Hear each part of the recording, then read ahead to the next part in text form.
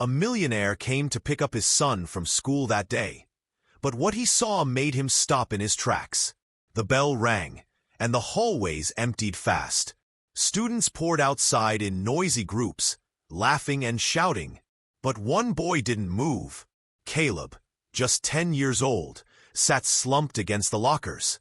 His pale face looked smaller than it should, his chest rising and falling in short, painful breaths.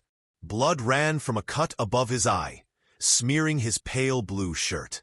Moments ago, his classmates had laughed at him. "Daddy's money can't save you, rich boy," someone had sneered, shoving him against the lockers. Then they were gone, leaving him alone, shaking and hurt. He tried to wipe the blood with his sleeve, but it only stung more. He bit his lip, trying not to cry, but a tiny sob escaped anyway. It was almost swallowed by the empty hallway. Then a voice came. Gentle, calm, steady. "Hold still, son. Don't rub it. You'll only make it worse." Caleb looked up and saw Mr. Jordan, the school custodian, kneeling beside him. His gray and navy uniform was simple, his name tag crooked, and his hands were rough and scarred. But his eyes, they were full of care. "I didn't fight them," Caleb whispered. "They just pushed me." "I believe you," Jordan said softly. "No need to explain. I saw enough." Caleb winced. "It hurts." "I know, son. You'll be all right." Jordan pressed a clean cloth to the cut, checking the bleeding. His eyes scanned the empty hallway. Not a single teacher had stopped to help. "Where's the nurse?" "No one cared." Caleb's voice broke. "They hate me because of my dad. They say I think I'm better than them." Jordan's hand steadied him. "You're not the problem here. The weak ones are the kids who pick on someone smaller. You hear me? You're not weak." Caleb's small voice trembled. "If my dad finds out, he'll be angry. He hates when I cry." Jordan's face hardened. "Your father should be angry at those boys, not you." Caleb clutched Jordan's sleeve, as if it was the only safe place in the world. Why are you helping me? Everyone says you're just the janitor." Jordan smiled, calm and firm. "Maybe I am just the janitor, but I know what it feels like when nobody stands up for you. I promised myself no kid in this building would feel abandoned if I could do something about it." Caleb blinked through his tears. The words sank deep, heavier than pity. They felt like a promise. Jordan reached into his pocket and pulled out a small candy, slipping it into Caleb's hand. "Don't tell anyone I carry these, but this might help you feel better." Caleb sniffled. "You're nicer than teachers." Jordan chuckled softly. "Don't say that too loud, or I'll have extra floors to mop." For a few seconds, everything was quiet. Then came a sound, sharp, deliberate. Polished shoes clicked down the empty hallway. Caleb froze, and Jordan looked up. At the far end, a tall man in a tailored blue suit walked toward them. His shoes struck the floor with authority. Caleb's heart skipped a beat. His father had arrived. Caleb shivered as Jordan gently pressed the cloth against his cut, his small hands trembling. "I didn't fight them," Caleb whispered. "They just pushed me." Jordan didn't rush him. He kept his voice calm, steady, like he had all the time in the world. "I believe you. You don't have to explain. I saw enough." Caleb blinked, unsure if he could trust anyone.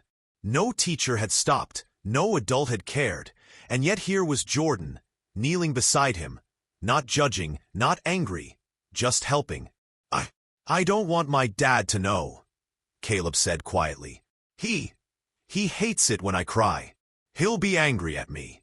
Jordan gave a small nod, not moving too fast. "Your dad should be angry at those kids, not at you. You didn't do anything wrong. What happened isn't your fault." Caleb's eyes filled with tears again, and he held onto Jordan's sleeve like it was the only safe place in the world. Why are you helping me? Everyone calls you just the janitor. Nobody cares about you." Jordan gave a soft, tired smile. Maybe I am just the janitor, but I know what it feels like when nobody steps in to help. And I promise myself, no kid in this school will feel abandoned if I can do something about it." Caleb sniffled, staring at him. For the first time since the bullying, he felt a spark of relief. The words weren't pity, they were a promise. Jordan reached into his pocket and pulled out a small candy, slipping it into Caleb's shaking hand. "This might help you calm down a little. Don't tell anyone I carry these around." Caleb's small voice broke through a weak smile. "You're nicer than teachers." Jordan chuckled softly. "Don't say that too loud, or I'll have extra floors to mop." For a brief moment, everything was quiet. The pain was still there, the blood still stung, but Caleb's fear had softened a little. He felt seen, protected, like someone finally cared. Then came the sound that made his stomach drop. Sharp footsteps echoing down the empty hallway. Caleb froze, and Jordan's head turned. At the far end, a tall man in a blue suit was walking toward them. His polished shoes hit the floor with authority. Caleb's heart pounded. His father had arrived. A tall man in a sharp blue suit appeared at the end of the hall. Every step he took was loud, confident, commanding. Caleb's heart pounded. It was his father, Mr. Whitmore. He clutched Jordan's sleeve tightly, trying to hide, trying to disappear. Jordan stayed calm, his hands steady on Caleb's shoulder, blocking him from harm. The difference was clear. Jordan was gentle, protective, patient. His father was all authority and anger. Mr. Whitmore stopped a few feet away, scanning the scene. His eyes went from Caleb to the janitor kneeling beside him. His face stiffened. "What's going on here?" he barked. Caleb's throat tightened. He wanted to speak, to tell the truth, but fear made his mouth dry. He couldn't get the words out. Jordan stood slowly, keeping himself between Caleb and his father. "Sir, your son was hurt. I found him here bleeding. No one else helped." Whitmore's eyes narrowed. "Bleeding? And you're just standing over him? You expect me to believe that?" Caleb tried to speak. "Dad, he helped me." "Be quiet, Caleb," Whitmore snapped, cutting him off. The boy's eye watered, tears threatening to fall. Jordan didn't flinch. "Sir, I'm telling the truth. Your boy was left alone, hurt. I was the only one who stopped to help him." Whitmore's jaw tightened. Pride and anger warred in his eyes. Caleb wanted to defend Jordan, wanted to say it was true, but he was frozen with fear. The hallway was silent except for the faint echo of Whitmore's breathing and the soft shuffle of Jordan's shoes. Every second felt heavy, every heartbeat loud. Whitmore's voice rose again, demanding answers, and Caleb couldn't speak. The hallway was so quiet it felt louder than any scream. Caleb's small hands gripped Jordan's sleeve like it was the only thing keeping him safe. Jordan stayed calm, his voice steady. "Sir, your son was hurt. Left alone. I was the only one who stopped to help him." Whitmore's eyes narrowed. "The only one? And you expect me to just believe that?" Jordan didn't flinch. "Look at him. His swollen eye. The way he's holding on to me. It tells you everything. He's telling the truth, whether he can say it or not." Caleb wanted to speak, to say, "He helped me." But fear froze his words. He buried his face in Jordan's chest, silently hoping his dad would understand.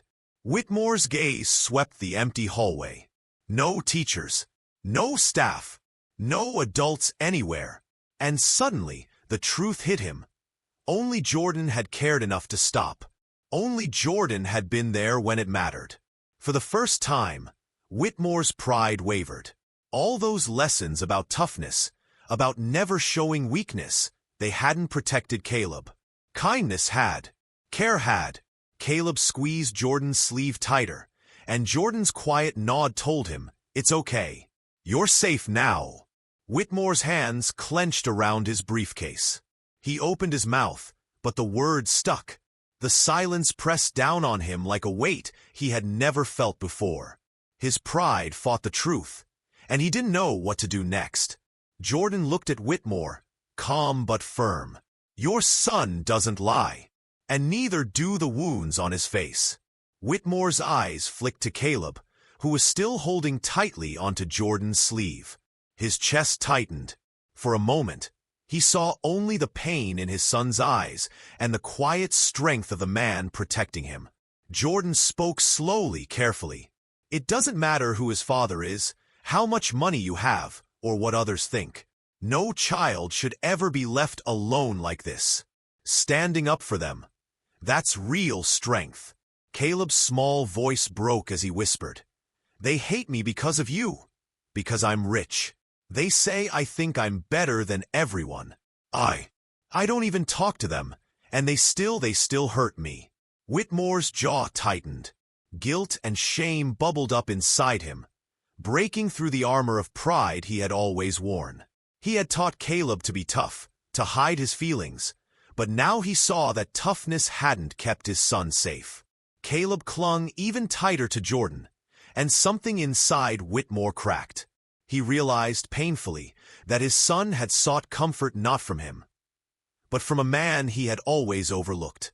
The father who controlled everything in his world suddenly felt helpless. For the first time, he understood that power and wealth couldn't shield his son from cruelty. Only care, only compassion, could do that. Whitmore's pride battled with the truth staring him in the face, and he didn't know how to reach out to his own child. Even the strongest lessons sometimes come from the most unexpected people.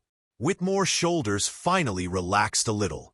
His face softened as he looked at Jordan and quietly said, Thank you. The words felt strange, almost foreign, but they carried more meaning than anything he had said in years. Caleb still clung tightly to Jordan's sleeve, not wanting to let go. Jordan didn't pull away. He let the boy feel safe, letting him know it was okay to lean on someone. Jordan looked down at Caleb and said gently, Being strong doesn't mean hiding your pain. Real strength is standing tall, even when you're hurting. And it's okay to ask for help. It doesn't make you weak, it makes you brave. Caleb blinked, nodding slowly. He understood. This wasn't weakness. It was courage. Whitmore watched quietly. His heart ached, realizing how often he had confused toughness with real strength. He had tried to make Caleb hide his feelings, push through alone. But now he saw that true protection comes from care, love, and being there when it matters most. He stood there, frozen for a moment, thinking about all the times he had failed to notice. Now he had a choice. Would he change? Could he be the father his son really needed? Whitmore had seen the truth, but could he act on it before it was too late? A small hand refused to let go. Caleb's fingers were still wrapped around Jordan's sleeve as they made their way toward the school exit. He didn't want to leave the one person who had made him feel safe. Whitmore walked behind them, watching quietly. His chest felt heavy, a mix of guilt and gratitude. He had always thought money and authority could protect his son, but now he saw it wasn't that simple. Caleb looked up at Jordan, his voice soft but steady. Thank you for helping me. I don't know what I'd have done without you. Jordan smiled, lifting his mop handle like a small salute. Just promise me one thing. Grow up better than the kids who hurt you. Caleb let out a tiny laugh through his tears. It was a sound full of relief, hope, and trust. Whitmore heard it too, and it hit him hard. True strength wasn't in money or control. It was in kindness, in courage, in showing up for someone who needed you. The three of them stepped outside. The sunlight felt warmer, brighter, almost like a new beginning. Caleb finally relaxed his grip, but he stayed close to Jordan, knowing that some lessons, like compassion and bravery, stayed with you forever. That night, Whitmore sat alone thinking, could he really take this lesson to heart?